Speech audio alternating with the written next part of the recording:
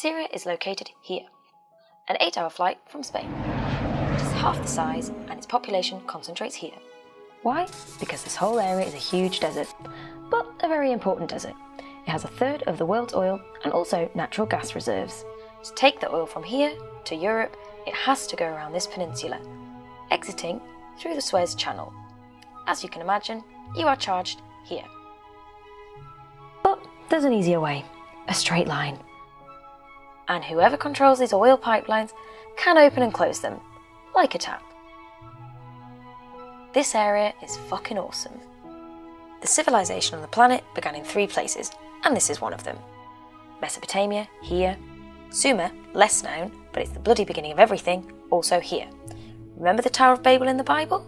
These guys made it. Egypt, here. It has always been a contact point between East and West, giving Asia access to the Mediterranean Sea.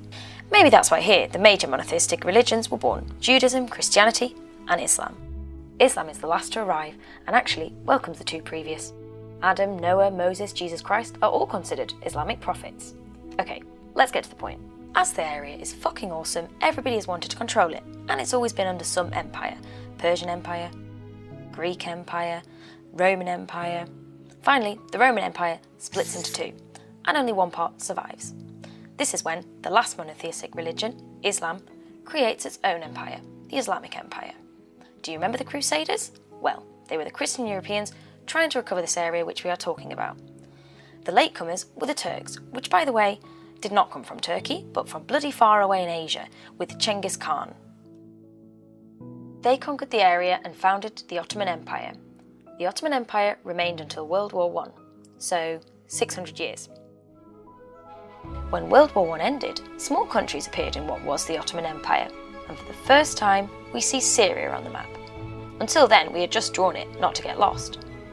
So who invented these countries? What I'm going to tell you is top secret. Well, it was in 1916.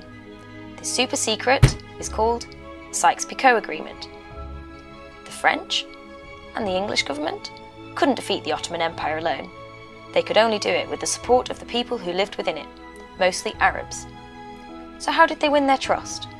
They were promised the Great Arabia, a country just for them. There was only one problem: it was a scam. But before we carry on, we must remember one thing.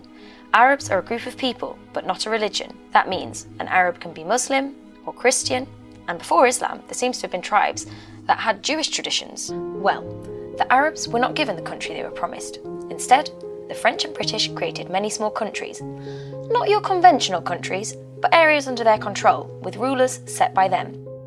During this time, they pretty much did whatever they wanted with the area. Remember, there is oil. Although Syria didn't have large reserves, it does have easy access to the sea, and France, who then controlled Syria, gives it to foreign companies. After World War II, the Europeans leave. In Syria, kicked out. But just before they leave, a new state emerges: Israel. It's not the time to get into it now, but basically it is a very controversial state whose neighbours don't recognise it. Proof of this is that as soon as the British left, Israel was attacked by these states. From that moment, the area becomes a fucking time bomb. And meanwhile, what about Syria? Well, it's not very stable. They have been constant coups. At this time, an ideology appears in Syria that takes control and spreads across the Arab world: the Ba'ath. This ideology mixes the old dream of a single Arab nation with socialist ideas, and something else that's very important: it's secular, so not religious. Syria and Egypt were unified for a few years by the idea of a pan-Arab state, but that was not so odd. Many countries also tried a union. Remember, these people were promised one country, and that desire had not died. But the union failed. Egypt then convinces them to nationalise oil. Al-Assad, in Syria, the father of the current Assad, became the head of the Ba'ath state. In Iraq, also Ba'ath, Saddam Hussein begins to gain strength. The difference between the 2 countries means Ba'ath parties in other countries become pro-Syria or pro-Iraq. Then the Cold War hits, and the world is divided into 2. Either you support the US or the Soviet Union. The years that followed were full of turmoil, with constant clashes with Israel. They also invaded neighbouring Lebanon. Then an Islamic opposition to the Al-Assad Ba'ath regime emerges: the Muslim Brotherhood. Okay, let's go back a moment. Remember that most Arabs were Muslims, right? Well, within Islam there are 2 main branches: Sunnis, the majority in Syria, and Shia. In the case of Syria, despite being a secular state, Assad and the military leaders were Shia, which represent less than 13%, whereas nearly 70% of the population is Sunni. An interesting fact is that the Christians were almost 10%. The fact that Shia control the government and the army pisses off the Sunni population, and this feeling is exploited by the Muslim Brotherhood, Sunni radical Islamists. They took up arms in the city of Hama against the government. Assad ends the revolts at the cost of thousands of civilian lives and putting many people in prison. In the year 2000, Assad dies, and his son Assad takes his place.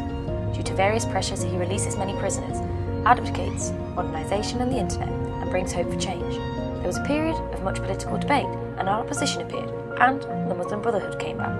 The following years were difficult, and the opposition arrested. Bush then includes Syria in his axis of evil, and this isolates the country. It is simply frowned upon to negotiate with Syria. The Kurds, who lived distributed in several countries in the region, also started to protest. Repression and deaths followed. In 2011, and this should sound familiar, the Arab Spring occurs. What was this? Well, it was protests that spread across many Arab countries calling for more democracy, amongst other things. Even though the Arab world is split into countries, we can see at this point they were facing similar challenges.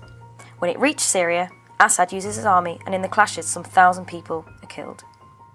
The fighting escalates until it becomes a civil war. There is no exact start date. The important thing is that today there are many factions in the game. Let's take a look. Remember to note that everything is divided between Shia, the minority, and Sunni, the majority. Secular Shia is Assad's government. He controls all of this, which is basically the Shia area of the country. Assad's government faces the rest. Also secular, but predominantly Sunni, we have the Free Syrian Army. Also we have the Islamic Front, that is religious, along with some other 70 odd more groups. Form a coalition that the media likes to simply call the opposition. Then we have Sunni Islamists, but radicals, al-Nusra, called Al-Qaeda in Syria, because they are basically that, Al-Qaeda in Syria. Other radical Islamists are ISIS, or Daesh. They came out of a spin-off of Al-Qaeda in Iraq. They control most of Syria and Iraq, and they have become famous for their horrific atrocities. Their theoretical goal impacts many. It is an Islamic state along Asia, Africa, and the Levant. But this is starting to ring a bell, right? In orange, we have the Kurdish people, that we will remember because President al-Assad repressed them, like other governments from neighbouring countries did. Now, they militarily control this area. Before finishing, let's review the international support as of October 2015. Al-Assad forces are supported by Russia, who already had a military base in the country before the conflict, by Iran and China, all countries that Europe refers to as Eastern. Against Assad supporting the opposition, we have the US, Turkey, France, Britain, and Saudi Arabia. We can wrap up with some conclusions, but I warn you, it's mere opinion. If we recap, we can see that the region is strategic. Because of its privileged location, everybody wants it. Syria has always been under the umbrella of great empires. Think that 100 years ago, France was France, Britain was Britain. But the thing is also 200 years ago, and 300 years ago, and 400. On the other hand, Syria was only Syria from less than 100 years ago, and it's only governed itself for just over 50. Also, they never decided their own borders. They were imposed as Europe divided the Middle East as it wished to control it, designing countries regardless of their populations. Many historians say that a people have to manage their own destiny, but these ingredients we have seen play against projects like the Syrian Ba'ath, who also used repression to stay. Ultimately, it causes a civil war. In this context, it is not surprising that other actors appear to feed on despair, like the Sunni feeling of oppression and the vision of the West as invaders. ISIS, Daesh, uses the Arab identity and mythology of ancient empires. So, when you want to understand the present, ask yourself, what about the past?